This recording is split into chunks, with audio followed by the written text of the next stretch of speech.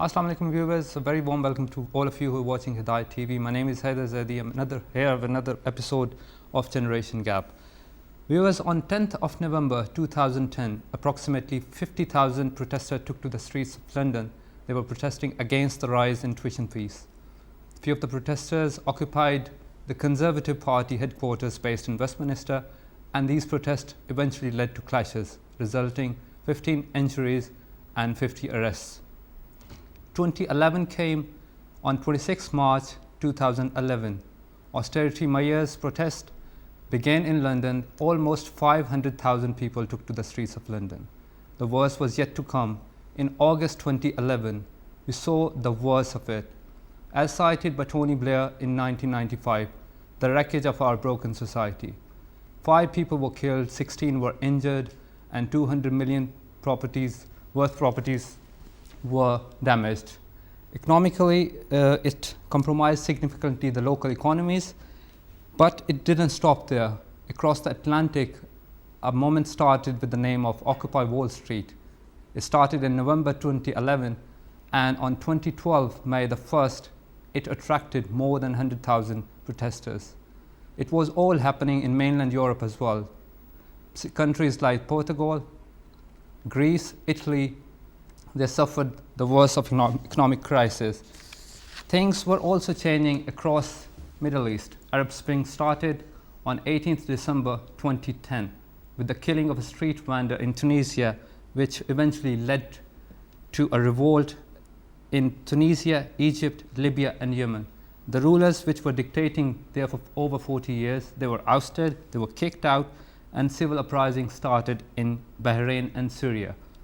They all continue to date. Viewers, in all these moments, be successful or not, there were 2 common things: a general discontent amongst the public and a wider involvement of the younger generation. They were going for a cause-oriented politics rather than believing in the system which was already in place. This is our today's topic. We will be talking about the general discontent among public and especially among our youngsters. We live in a broken society. We have seen it in the recent years. So today, inshallah, we will be looking at these issues related to all this in detail from various angles. We will try to look at generic interest of youth in politics, reasons that had led to this discontent, and what part our culture and religion plays in these. In the first of the program, we will be generally discussing the youth and politics, their perception, and how they perceive things in the political arena, be it local or international. In the second half, we will discuss and try to look at the political process from a cultural and religious perspective.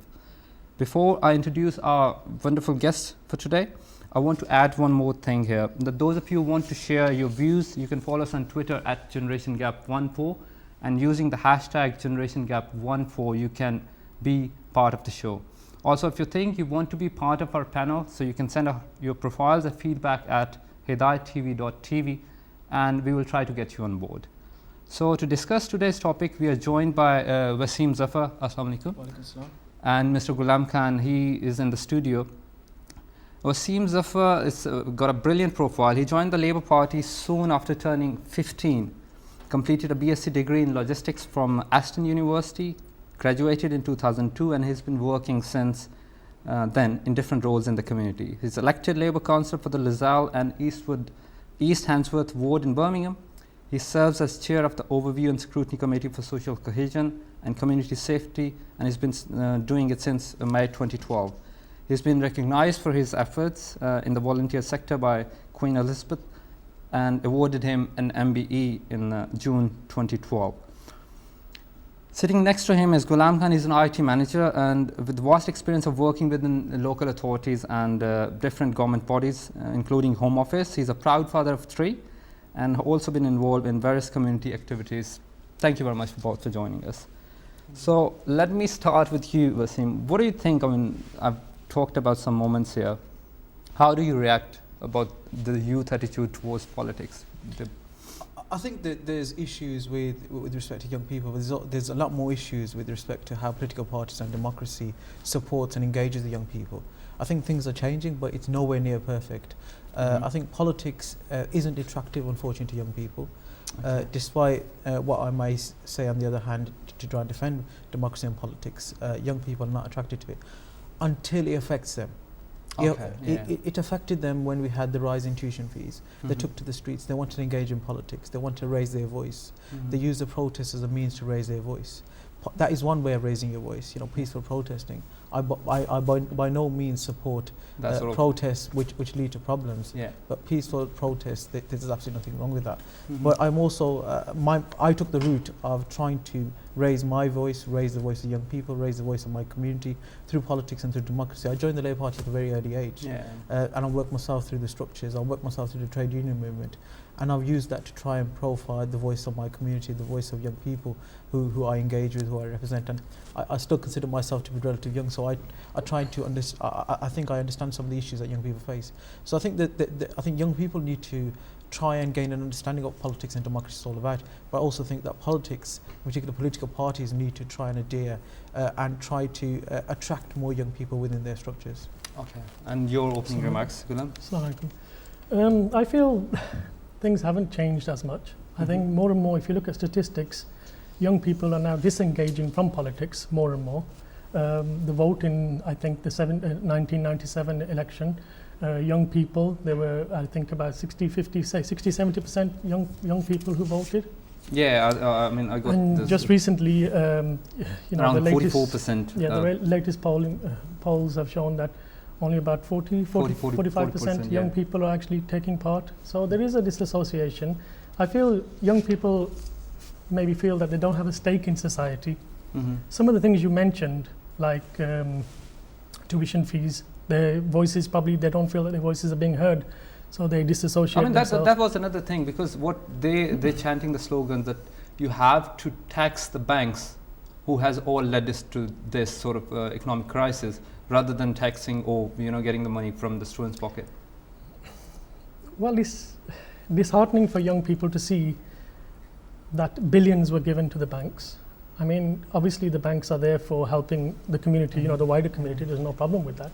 But if you can give billions to the banks at a drop of a hat, it seemed like, and then say at the same time, sorry, but we're going to raise tuition fees. And by, I mean, they tripled the tuition fees, right? In some cases, yes, they've tripled them. It's quite disheartening for young people. I also feel that young people, they're quite simple. They're not really, whole people, in the sense that they don't know everything that goes around. They're learning, they're still in the learning process. As you get older, you know about other issues. But young people's issues are quite simple usually. It's to do with things like youth unemployment, to do with the sports facilities. And when they see, I'm not talking about any political party here, but when they see in general that the first thing that seems to be on the agenda or on the hit list of the political parties is their facilities, it is quite disheartening, and therefore they don't feel they have a stake in society, and it's very difficult to get them back, so that's my angle. If I can just add something there, I totally agree with some of the comments that my friend here has made. In particular, the attack of this coalition government on young people. Not only did they triple the tuition fees, they got rid of EMA. And which is hugely important for young people going to college. Hugely important to young people across inner city areas where unfortunately inequalities are higher than normal. Because not only was that EMA used to support the education, at times it was used to pay for broadband internet access in their properties. At times it was used to pay for their bills, their electricity bills. And they were not relying on their parents as well. And they weren't relying on their parents. So, and at the same time, this government decided to get rid of the Building Schools for Future project, which is supporting our young people and investing into our schools, and some of our schools are failing because of lack of facilities, as mentioned by my colleague here. So it just seemed that one of the first things that happened was there was a general attack on young people and the facilities that assist young people. Youth services were here in Birmingham. There was a 60% cut in youth services provision across the city, across the youngest. That leads to my next question. What is your perception when you go and meet young people? Obviously, you work with the local community and especially with the youngsters. How do you see them? What is their perception, and how do they react to these sort of? A lot of young people are frustrated. Okay.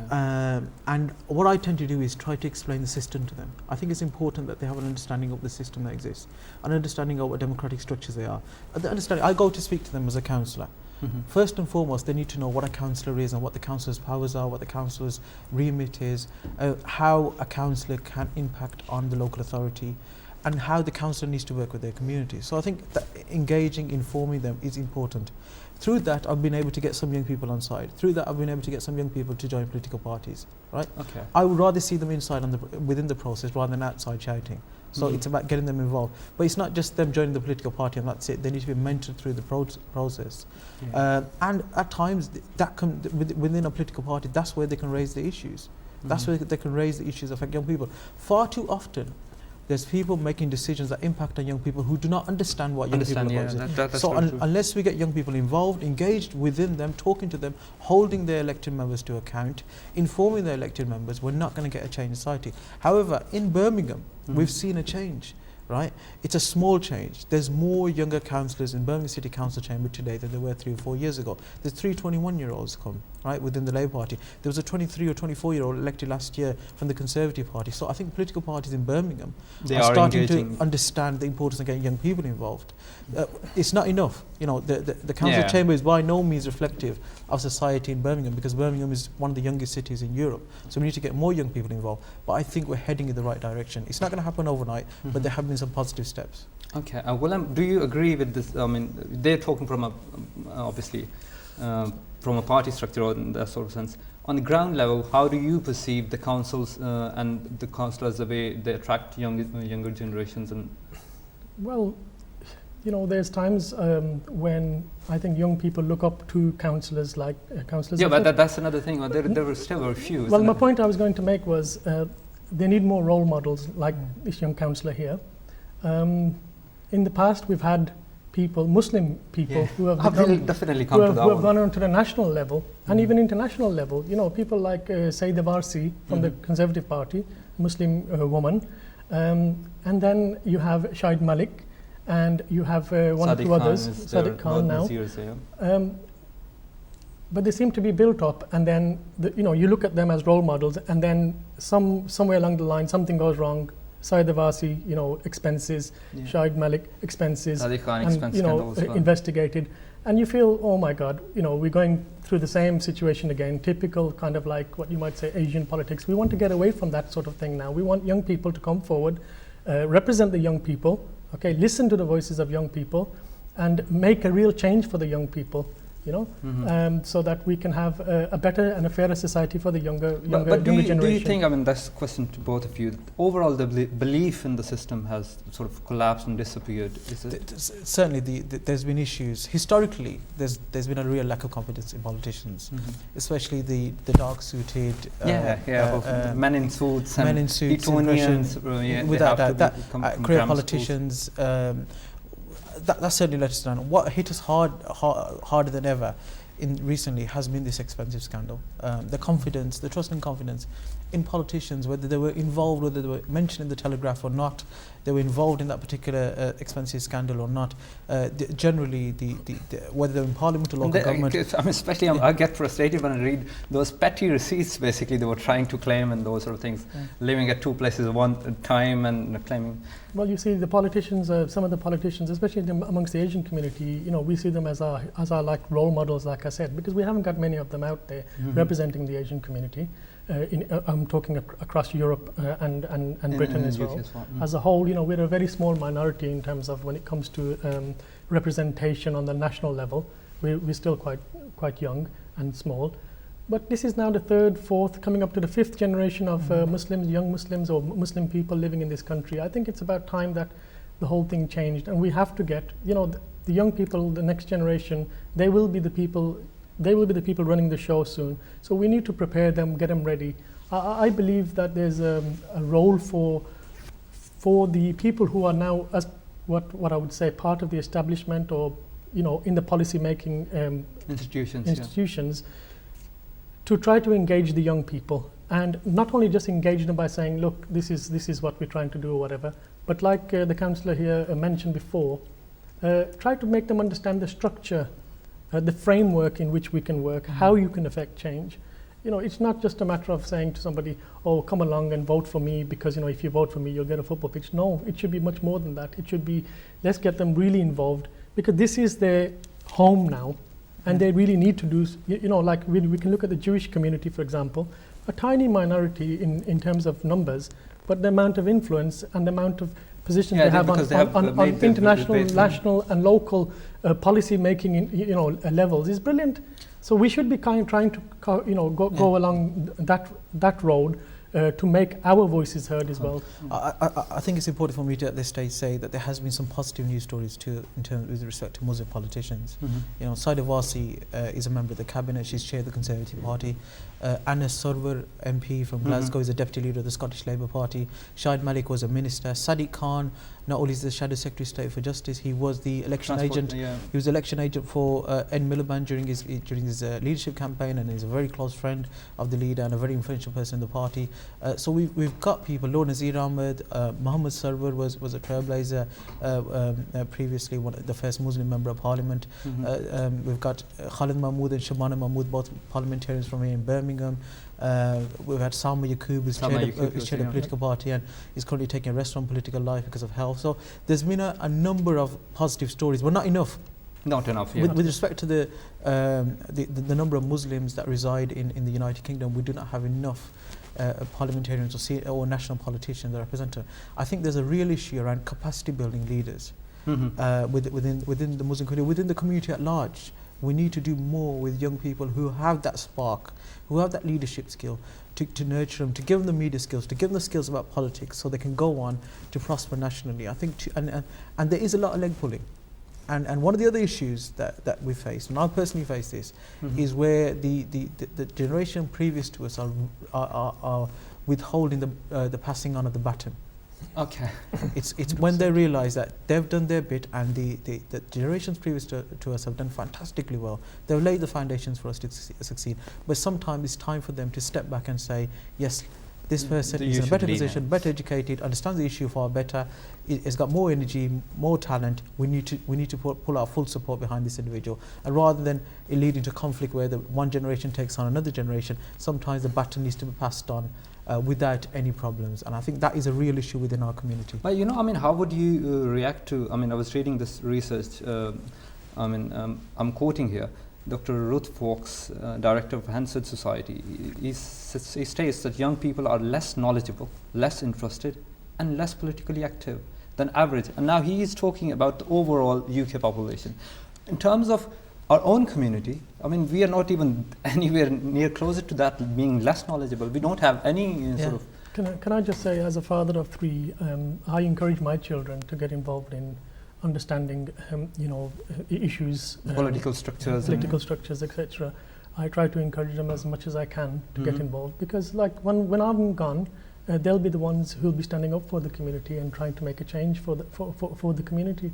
Like I said, this is fourth, fifth generation of young Muslim people, and we're still seen as maybe bottom of the ladder. And the way the media treats us and gets away with it, the national media I'm talking about here, Islamophobia is on the rise. It hasn't stopped. It's time for us now to take action, positive action, and try to prepare the younger people for the society, which, as the councillor said, we could be heading towards worse times than what we're in already, and we need to be able to challenge the people who come out with this rubbish, against Muslims, trying to portray us as some sort of terrorists all the time. We really need to stamp on that. But first get our own house in order is what I was going to say, because this, quarrelling between groups, and there's no unity between the Muslims. If we could have unity, I'm sure we could make much more effective change. With respect to the professor from Hansard, my response to that individual would be, what has Hansard done to promote parliament and democracy? You're quick to criticise that young people lack this understanding, but what have they done really? Obviously I will come to that as well, that there's nothing has been in place. There are some organisations who are doing some work. There's the UK Youth Parliament, which meets whilst in the House of Commons when Parliament is in recess, with young people from all communities. But that's they're one or two individuals from each area. That's not enough. There's school councils. I know we have school councils here. There's the Birmingham Leadership Foundation here, which helps develop young people. There's the Uprising programme, which the Young Foundation are leading on across the country, which is again capacity building young leaders. So there's a number of programmes, but there's not enough. We have an incredibly young population, and we need to do a lot more to inform them about the system. You look what Barack Obama's done in America. and the tools he's used to engage with young people. There's been a rise, in particular during his first presidential election, of young people not only voting but getting involved in his campaigns. That was because some of the tools he use social media a lot, use community organising. So I think it's important that we learn of some international examples of how they've engaged with young people and try to replicate those particular systems here in this country. I mean, let me ask you this, taking from there, that if a young who is a teenager in 16, 17, he comes to you and asks that he wants to be a counsellor, how would you treat that particular person? I mean, he doesn't know anything about other than football clubs and, you know, some TV soap operas and all those sort of stuff. How would, I mean, it's difficult for them, doesn't it? I'll be honest with you, I get 17-year-olds every week who want to become counsellors, and I do engage with them. One of the first things I do is talk to them about what I do, what a counsellor is. I don't at that stage encourage them to join the Labour Party. I'm a Labour Party politician, but it's important that young people make the correct choice, the choice that best suits them. I get them involved. They start to shadow me on activities. I'll invite them to a full council or a ward committee meeting so they can see what it's like to be a counsellor, what sort of issues a counsellor deals with. And that's when I say to them, now you know what a counsellor does, it's important to join a mainstream political party. Go away, read about the different political parties. If you want to speak to a Conservative politician, I'll introduce you to a Conservative politician. If you want to speak to a Liberal Democrat, I'll introduce you to a Liberal Democrat. I will tell you what the Labour Party is all about. You go and make the choice that best fits your needs and best fits your morals and thoughts, and then get involved in a mainstream political party and then get involved in the structures. I think far too often we start to discourage people by saying the first thing they need to do is join a political party, right? And it's usually the political party of that the particular person who is referring to. So I think it's educating them about what the role consists of, what sort of things you can do, what sort of powers you have, how you're held to account, and then the political side. Because at times, I'm telling you, I'm going to be honest, I know this is being televised internationally, there can be problems which within political parties which can put young people off. There's times there can be conflict. It's sometimes good to agree to disagree, but it's important that the individual you've got there, you're mentoring them, you're guiding them, you're talking them through the process, so they're not put off by one particular incident in a political party. Okay. I mean, taking from there, if your son comes to you and asks you that he wants to join politics, can he take it as a career? What would be your response to that? Well, mine would be to encourage him if he really wants to, because it's a life-enhancing process if you think about it. Because when you get to know about politics and all the issues that affect you, some of the issues you'll probably never be aware of. What do you know about fiscal monetary policy, for example? How does that affect young people? How does that affect your community? How does it affect the area you live in? I mean, young people, at schools, I don't think they're taught properly. I know there was some sort of attempt to citizenship classes, but how far does that go? Does that really explain these sort of things? I think people need to have knowledge, education around these issues. There should be a proper framework. I also believe that some of our leaders of the community, the activists in our community, some of the mosque leaders for the Muslim community, they should, like the councillor said, either they should step aside and let people who do know about democracy and young people's issues come forward in the mosque, because don't forget, a mosque is not just a place to go and pray, it is also a place for the whole community to get actively involved in everyday life. And maybe we could ask we could have some sort of a program from started from the masjids to get the young people involved in mainstream or even local issues or whatever. What really concerns me is that I'm unable to understand that these things matter to us. Politically, whatever is happening, policy making is very important for everyone of us, because it will affect eventually our generations. Why do you think, what are the main reasons that why their interests have sort of eroded and why they're not getting engaged? I mean, these figures are horrendous, like only 44% participated in 2010 election of and while they were 68% in 1997. So these are referring to 18 to 24. Overall, 71% in 97 general public election, and in 2010 that came down to 65%. I think a lot's happened between 97 and now. I think with respect to Muslim young people, a lot of them are frustrated with the foreign policy at times of whichever government's been in power. I think that has had a detrimental impact. In particular, the war in Iraq, the war in Afghanistan. We saw millions walk the streets of London. Yes. So I think that has also had a negative impact. And I think the real lack of positive role models within our community. We're at a stage, as the brother mentioned, fifth generation Muslims are residing in this country now. We need to have far more positive role models in all walks of life. And I think we are also in a sort of defending mode all the time, that we have to defend, and we'll come to that inshallah as well in a minute. And another thing which I want to ask is that, there was another survey which I was reading by Nottingham and Trent University, that only 15% agreed with the statement that the government generally treats young people fairly. So do you agree with it, or they don't even conceive, or that This current coalition government hasn't treated young people fairly. I think that is quite clear.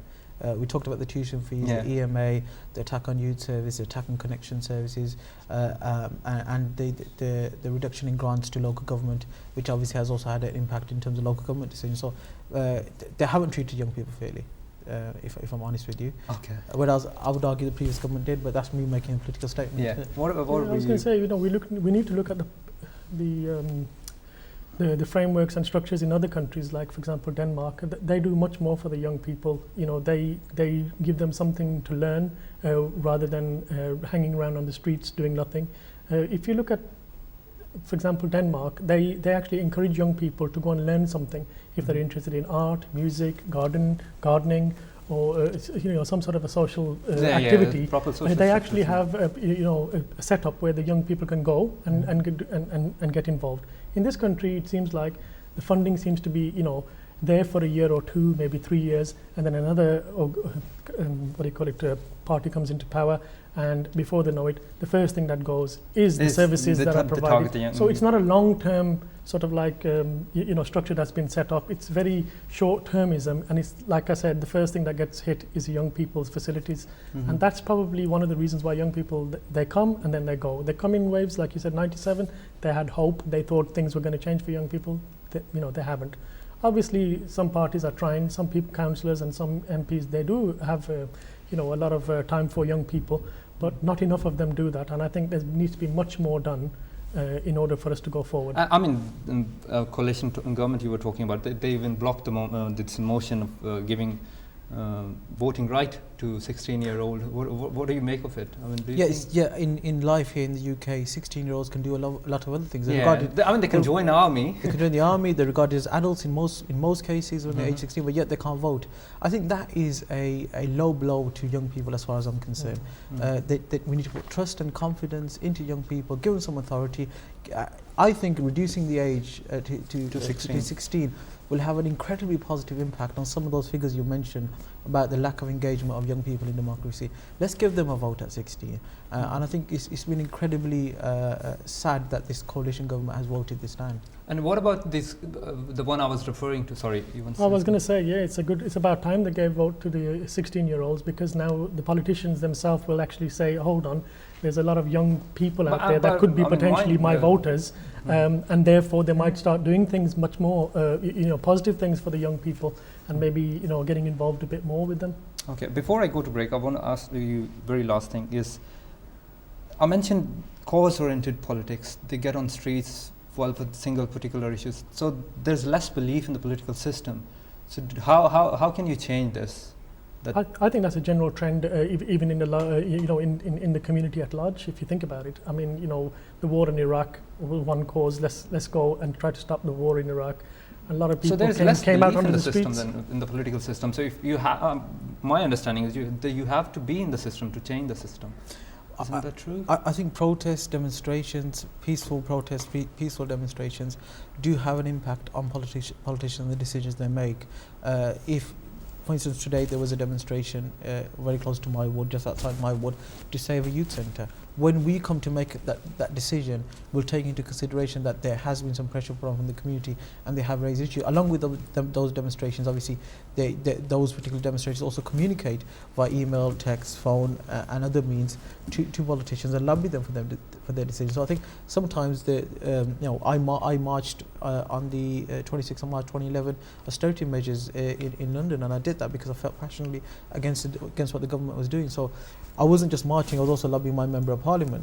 So I think it's a two-pronged attack where we also go to the streets, raise our concerns, get it into the media that the people aren't happy, but we also lobby our elected members who at the end of the day make the decisions. So we have to be part of the process and somehow. Okay, now, viewers, we will be back after the breaks, but this time we have established that obviously young people have disengaged from the formal political process and from democratic institutions, but they still have the confidence in the democratic process, but if applied rightly. You join us after the break, and inshallah we'll talk more about from a different angle, religious and cultural. Thank you very much.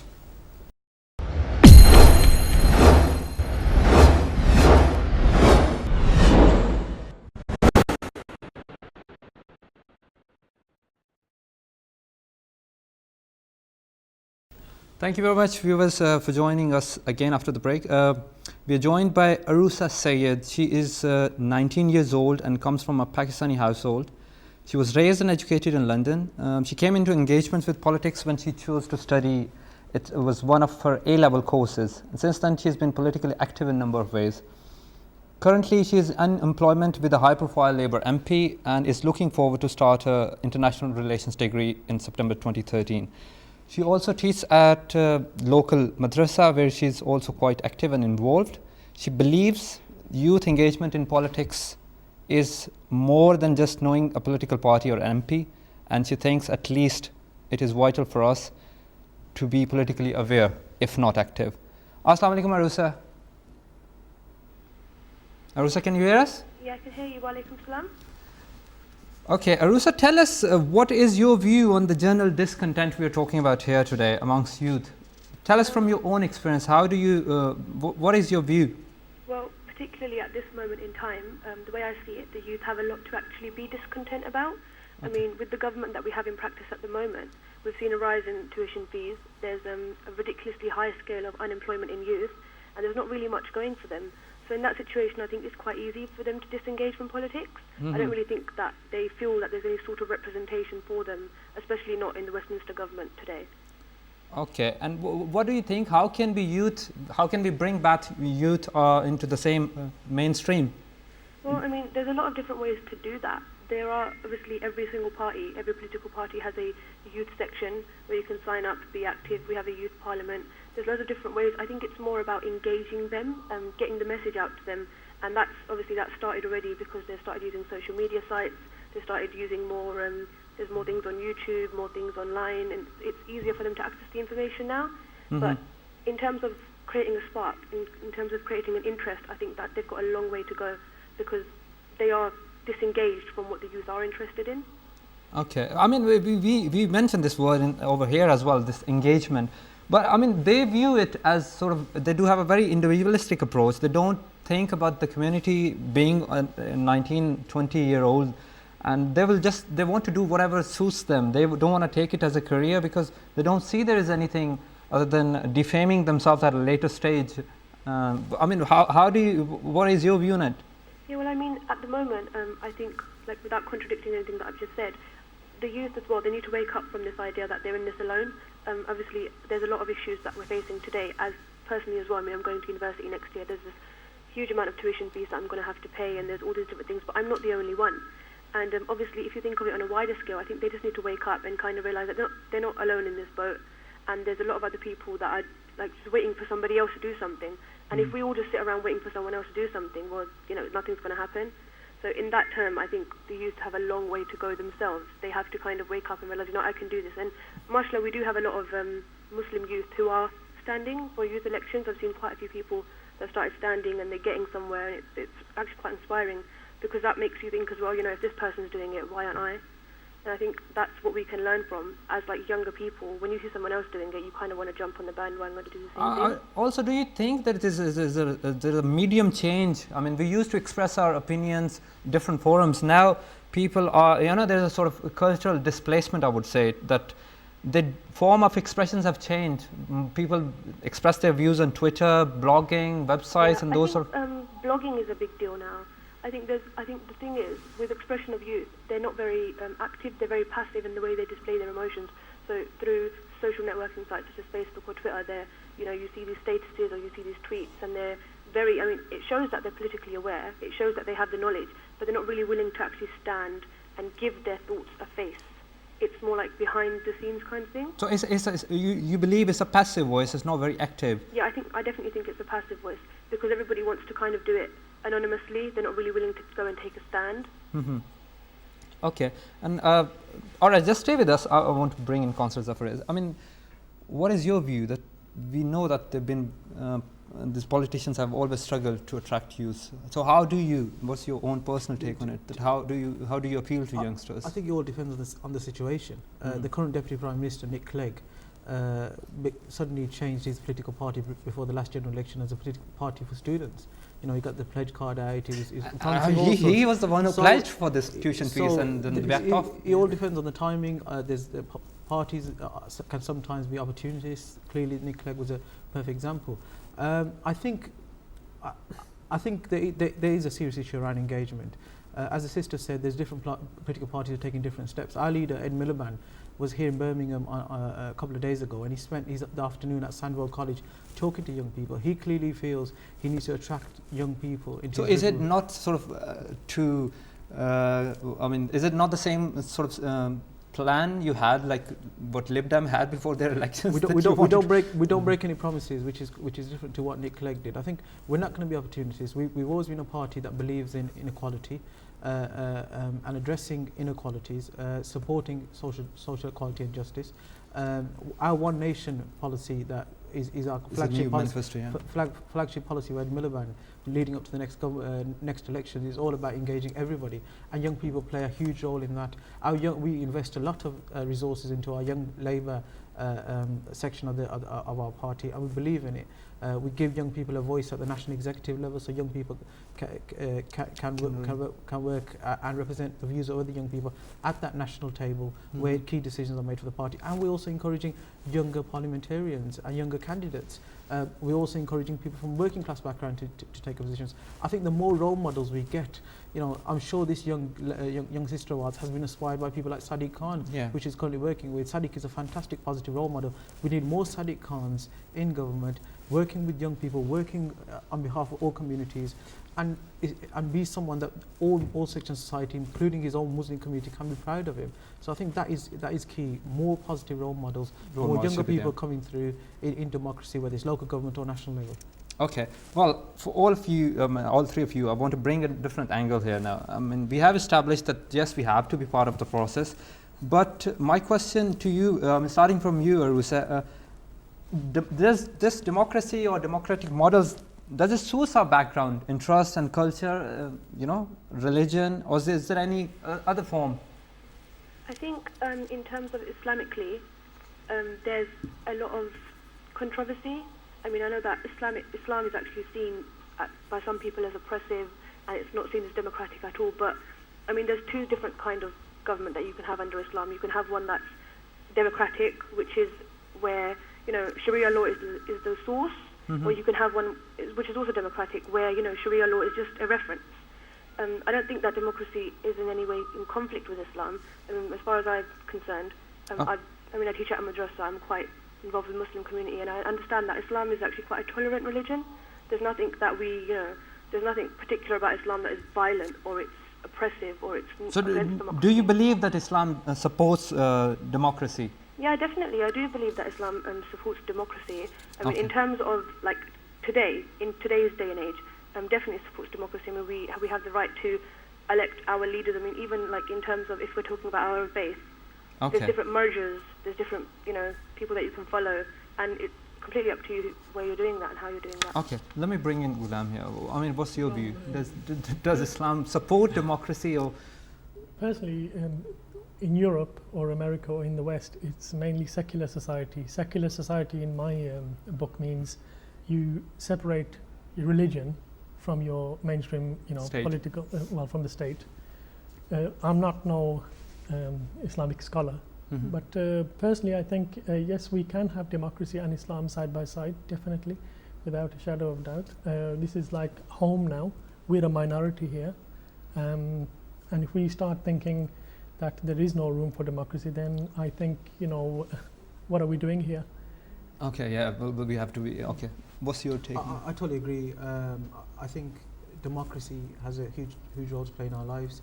I think Islam has a huge role to play in the lives of Muslims, and I don't see any conflict there. In fact, there's been Muslims historically who've made huge sacrifices for democracy.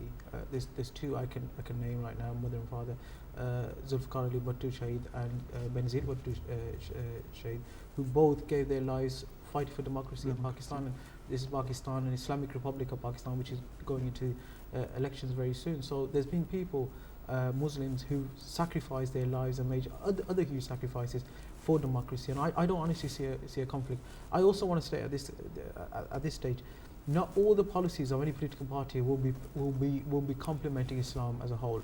Not every policy. Well, that's my next question. Not every policy that the Labour Party supports or agrees with in their next manifesto, I will agree with as a Muslim.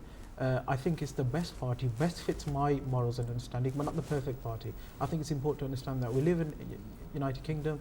It's not a Muslim state, but I don't see how politics and Islam can conflict with each other. Okay, so Can I just add to what Councillor Zafar just said?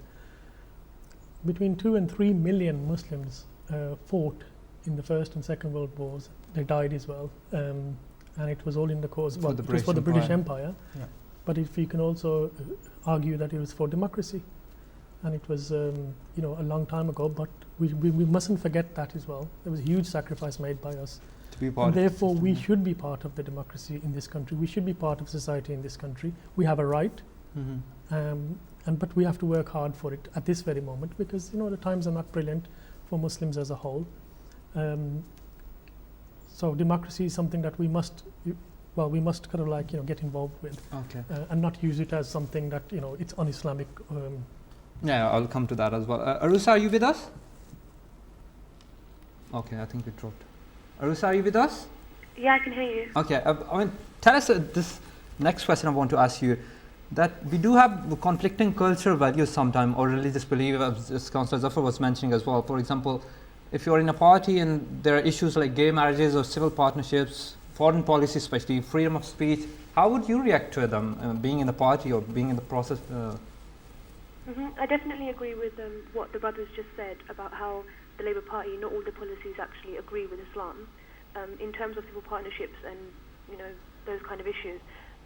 The thing is, the way I deal with it is that I work for Sadiq Khan, and obviously he's a Muslim too. And sometimes you do have to vote on party lines. You do have to vote in a way that complements your party manifesto. There's not really, there's no confusion about that. But the fact of it is, Islam, like I said, is a very tolerant religion, and you have to do what you have to do. Really, it's not about condemning something or supporting something. It's about doing what you have to do, which is the right thing. Ultimately, Islam does tell us, go out and get your knowledge, get your success, become a person. Become a successful person. People will take you seriously. And the work that he's doing, the work that we're doing, what the Labour Party is doing, even though it doesn't always complement Islam, it is actually teaching us to be more tolerant, more understanding and more fair. And I think that's how I kind of deal with it in the moral sense, that I don't want to cause anybody else I don't want to become violent or oppressive towards somebody else. And that would give them the same right to do that to us. Okay, I've read it recently, Councillor Zafar, that I think Mrs. Wasi will be supporting this vote on gay marriages. So what is your view on that? As Sister said, there's a party whip. The party whip is basically trying to get the chief whip and the whips in the offices will try and get you to vote within the party line. There are clear structures within the party where if you feel passionately about a particular issue, that you don't have to vote on it. You don't have to. You don't have so to. there's no sort of compulsion. No, there's no compulsion. But it's about reasoning within the party officials to say, look, this is, I'm solidly against this particular view. I will either vote against it, or I will either not participate in the vote. So you do have that sort of yeah, authority. I've been in office for a year and a half. I haven't been able to do that as of yet, because there's been nothing that I've been passionately against that my party's been for when it's come to voting. However, if there was an occasion like that, there are structures available which allow you to do that. I'm not sure what side of Wasi is going to do in the forthcoming vote. That's a decision that she'll have to make in the House of Lords. But they are clearly, and it's the same within all parties. We've clearly seen individuals on certain issues not vote down the party line. We saw when the key vote in Afghanistan came along, there was cabinet members who voted against the government. There's people like the late Robin Cook, who voted against, who actually sacrificed his cabinet position. Later on, we saw Claire Short give up her position in government and a seat in the cabinet because she felt passionately against that particular vote. So there are structures available within the party. At times, we've seen the example of George Galloway when he left the Labour Party. When they do become extreme, we don't reason within your political structures and your party officials that it can lead to expulsion. But that is the very extreme when there is really a breakdown of communication. Oh, okay. I mean, and you mentioned this Afghanistan war. Is that coming back to our main topic? That how much do you think, that how much war in Iraq and Afghanistan has led to this discontent amongst Muslim youth in particular? I think the views of Muslim youth have been formed by and informed by what's happened regarding, the foreign policy of the UK government or the European governments, the American government, the West against Muslims. But we have to look at it with a double-edged sword. Democracy in our Muslim countries, what kind of democracies do they run? Here we have democracy. Here we have the right to build a mosque, whether you're Shia or you're Sunni, whether you're black or you're white, or you're from the Asian subcontinent, or you're from China. It doesn't matter. People don't look at you and say you're a Muslim. You're not allowed to have a mosque. All right, there are some local issues where people are scared because of Islamophobia and so on. Oh, we don't want a mosque around our corner. But you still have the right, and you have a fair sort of like judicial system in this country that treats people on a human level first of all, which is sort of like an Islamic principle, isn't it? Yeah. So we have probably more rights in this country as Muslims than a lot of Muslims around the world. Yeah, especially. I'm going to give you an example. I was in Europe recently talking to some young ethnic people across in Denmark who came from across the Scandinavian countries. One of them said to me when they found out that part of my electoral board was Soho Road in Handsworth, which has a number of faith institutions. And Yes. they said to me, you probably got more faith institutions, places of worship on the Soho Road than we've got in a country in the Scandinavia. And that is really because we've been allowed to have places of worship, no matter what your beliefs are. People have supported, the structures in this country support that, whereas they face huge difficulties. There's difficulties in France with respect to Muslims and the hijab and the niqab. So we're blessed in this country that we haven't got to that level. However, there is a rise in Islamophobia, and this is where the community and the system at large need to work together to ensure that we're thinking about strategic intervention that can stop Islamophobia and eradicate it from our society. That is a rising problem here. Okay, Arusa, what's your take on it? I definitely think that the war has influenced a lot of how Muslim youth feel about politics.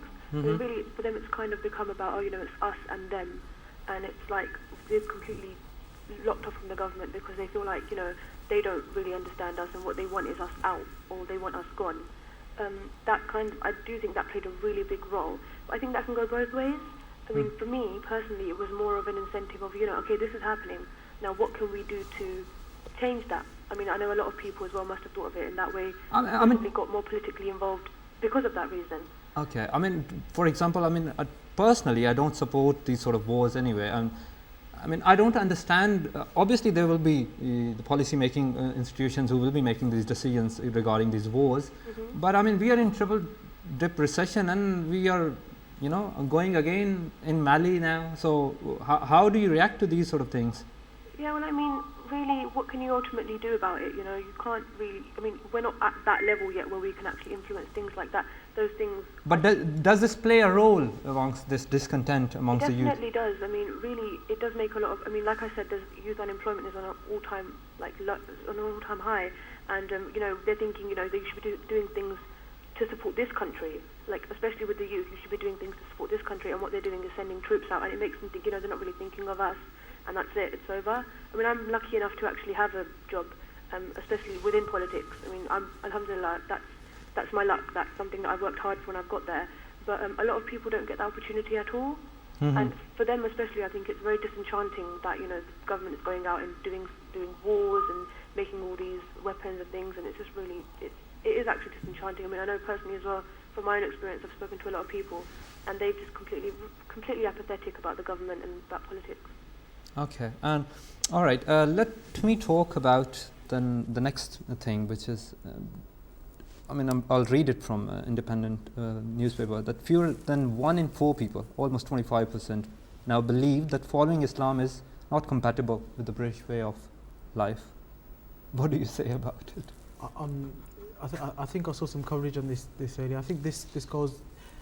This has been a general survey. It hasn't been a survey with Muslims, has it? And this again is. I mean, this is their perception about us. You mentioned the word Islam. Islamophobia as well earlier. So There is on rise. There's a genuine rise in Islamophobia. There are some serious issues. There's issues. I recently did an inquiry here in the West Midlands region on how the West Midlands police carry out their stop and search procedures. There's huge disproportionalities.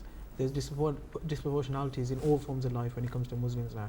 And we need to sit down and address this. We can't let this happen. And we need to do it in a strategic way. We can't just get up and start making noise about this. We need to sit down and work. And there are some good organisations. I've come across an organisation called Engage, who did some excellent work nationally. They recently had a launch at Westminster, and they're looking to think of strategic ways, in particular within media and politics, on how to address Islamophobia. So I am surprised at the extent of that. There's been other research which says how patriotic people of ethnic origins are. And I mean, there's another part of it, that 50 to 60% of all the religious hate crimes, they've been perpetrated against the Muslims. 50 to 60%, that's huge, isn't it? And I'm sure there's been a huge rise since 9/11 on that too. Yeah. So that's extremely concerning. I've got a meeting coming up with the recently elected Police and Crime Commissioner here in the West Midlands to discuss that particular issue with him, to see how we can start addressing that. And one of the first things we need to do is start recording hate crime when it comes to faith as well. So faith hate crime needs to become recorded, because some police forces aren't recording that. Can I just interject here? Norman Tebbit for the Conservative Party gave many years ago, he came out with this the cricket test. And it basically applied to, I think, the Pakistani community or the Muslim community at the time. He was trying to say that, okay, you live in this country, you're a British citizen, and who do you support when it comes to cricket? And all the Pakistanis said, we support Pakistan. Well, you're not British then.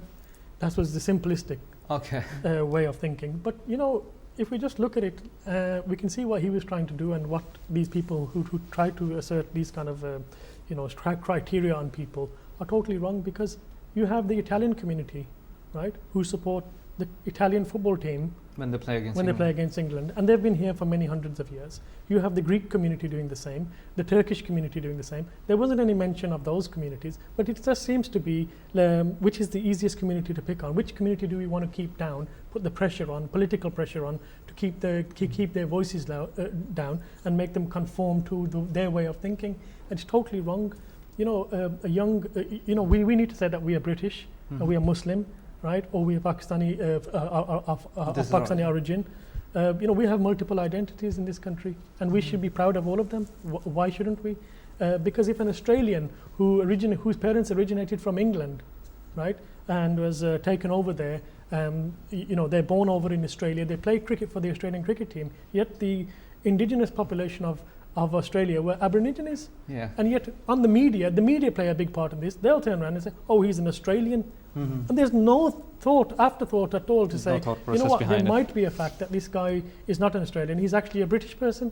There's none of that. So it's power, politics, all of this plays into media this. Obviously plays so a big if you role want to as well. avoid the right-wing media, there are some this is the sort of points we should make. In New Zealand, the Maoris are the original people of New Zealand, yet if you look at the New Zealand government, they're all white. How did that come about? Yeah, and that didn't come about by our communities came over here because of the British were in subcontinent India at the time, and they had associations. Our people came back to this country. They came for economic reasons, most of them. Okay. And they participated in. I mean, they haven't done the violent crimes that, for example, the British. If you go back in history, the British what they did to the Aborigines, the American or the Europeans what they did in America. If we want to go back in history, we can talk about the real violent things that took place. The Muslims are being put under pressure in this country. We need to fight back. We need to tell them. I mean, there's another way. Rusai, I want you to give your view, because this has recently happened in London. There's another view we take, or another path we take, like. The Muslim Patrol I'm referring to here. They uploaded 2 videos on YouTube. Yep. What do you think? I mean, that's another confrontational way we can go on and try to implement the Sharia law and all those sort of things. Yeah, well, I mean, to be honest, personally, coming from myself, I think that was actually a really horrible thing to do. I think it was a really negative display of Islam as a whole. And I think these kind of things are what boost Islamophobia. I mean, going back to what the first brother said about engaged in that Islamophobia launch, I was actually at that launch. and it was actually really good. I mean, the way they showed it all, they showed how Muslim people are integrated in the society, and you don't really notice anything negative about them until you kind of acknowledge the fact that they are Muslim. It was really informative. It was really good to be there. I mean, Sadiq spoke at that event. Jack Straw spoke at that event. I mean, it was really good. So Engage are they're doing a fantastic job in raising awareness about Islamophobia, and these Muslim patrol videos that are going around. I think it's just these kind of things. I mean, really, they're fueling the Islamophobia. They're fueling the whole thing. You're going out, putting yourself out in a negative way. People will think of you in a negative way. Especially if you're citing yourself as a Muslim, if you're saying, oh, don't you know this is a Muslim area, they're not going to think, oh, this one individual is a horrible person. They're going to think, oh, the whole Muslim community here is against us, and they don't want us here. And they will turn around and say, well, you don't have a right because we were here first. I mean, regardless of whether that's right or not, that's what they are going to think. But I mean, I want to say something here. I want to quote something. It is a think tank. It's called Conflict Forum, and I like this quote a lot by Aki Nawaz. And he writes that Muslims realize that their voices are not tolerated in the mainstream media and are resigned to this. So it is only fools like us who seems to think that there is a worthy ideological battle to be fought. So what do you think? Well, I mean, then people go opt and for the Sharia law and all Muslim patrol sort of thing, isn't it? Well, yeah, I understand why you think that's a really good quote, and I do think that's a really good quote, but also I think the first line of that quote where he says that Muslims realise that their voices are not tolerated, I think that sentence should be changed. I don't think that Muslims realise. I think Muslims are just under the conception that their voices are not tolerated. Okay. There is a wide part of the community who will actually listen to what you have to say. There are people who are against you. It does seem like there's a lot of people that are against you because they're shouting the loudest. It doesn't necessarily mean that there's more of them. Yeah. I do definitely believe that there are people who are tolerant to our views, people who are wanting to listen, wanting to learn more. I mean, Islam is the fastest growing religion in the world, so there are a lot of people who want to listen. Once they do listen, they are so interested, and they're, so much so that they're reverting. I think it's more the way you portray your religion, isn't it? I mean, definitely, I think it's your own akhlaq, the way you behave, is what is going to affect how the person who you're relating to is going to behave with you. Okay. If I can just say, I don't necessarily agree with that particular quote. I think Muslims have made a huge contribution in this country, and this country has given so much to Muslims to do. We've got today Muslims in many of the local authority and national chambers when it comes to politics. We've got Muslims who are able to go onto television, mainstream media, and give our point of view. There is a real approach towards equality in this country, but Islamophobia is rising. It's not as big as sometimes we perceive it to be, but it is a real issue that we need to address. But I don't necessarily agree with that quote. I think a lot of Muslims do appreciate that there is a lot going for them in society here, and they are making a huge contribution. They need to be proud to be Muslims, and they can equally be proud to be British as well, because they've made huge sacrifices for this country, and so their forefathers have, and they're playing a huge role in society today. Okay. You want to say something? Yeah, I agree with everything the councillor just said, and the young sister has said as well. We need to be proud of who we are. We shouldn't be shy. We should be going out there and fighting all these negative, images and whatever they show about Muslims. We should definitely do that. Okay. Last thoughts. Your last thoughts on this question I'm going to ask you. Is the last one is that is it possible for us to be modern and democratic and be Muslim? What do you say, Arusa? I think definitely yes.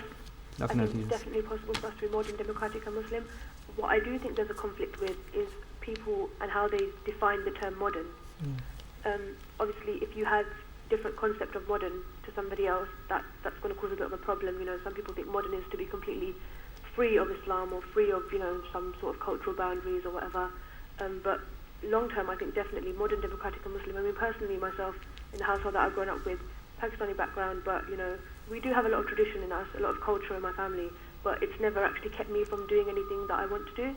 I mean, I work, I'm going to uni, I'm doing all these things, and I mean, in terms of observing hijab as well, I do all that, and it's never limited me. Okay. So I think being modern, democratic Muslim is really not a big issue at all. I think people just see it in a negative way. They think it's either one or the other. Okay, thank you. Councillor Zafar. Definitely in this country, I totally agree with the sentiments of the sister. I was brought up in a Pakistani household, born a Muslim. I'm not a perfect Muslim, but I think it hasn't in any way had any impact on my political career and my engagement in politics in this country. So I think definitely the answer is yes. Okay, thank you. What about you? I mean, what do you believe? Do Yeah, you I think? agree with both of the panelists here. You know, the sister on the phone and also the brother here. Definitely, you know, that we should be proud, and you know, Islam actually helps you, I think, in all aspects of life. Mhm. So we can be modern and democratic. Absolutely. I mean, there's no problem with that at all. But obviously, there are limits as well that you Yeah. know you don't go beyond. Okay, thank you very much. Thank you very much, Colin. Thank you for having us. Thank you very much, Mr. Ghulam. Thank you. Thank you very much, Arusa, for joining us from London. Viewers, there are a lot of things we have discussed today, and there are some conclusions which we can draw from today, but I think they're twofold. Firstly, we have to engage our younger generation into political arena. We have to bring them in, and we have to tell them, accommodate through our local community elders as well as the councillors like Mr. Zafar, that they should get the support on a broader level. And secondly, and the most importantly, we must enter into this debate and we must raise our voices, be it on social media, be it on different forums. It is unfortunate that we have always been given loyalty lesson by those who violate the very fundamental right of democracy. For example, freedom of speech and freedom of expression. We are subject to mold our understanding of Islam to suit Western values, rather than it should be the other way around, and we should understand true Islam. We need a revolution in the technologies to deliver our message so that listener can change their understanding, rather than we who follow a true and divine religion. With this prayer, as always, गम कोई न दे हमको सिवाय गम हुसैन, शब्बीर का गम बांट रहा है तो इधर दे. Allahumma salli ala Muhammadin wa ali Muhammad.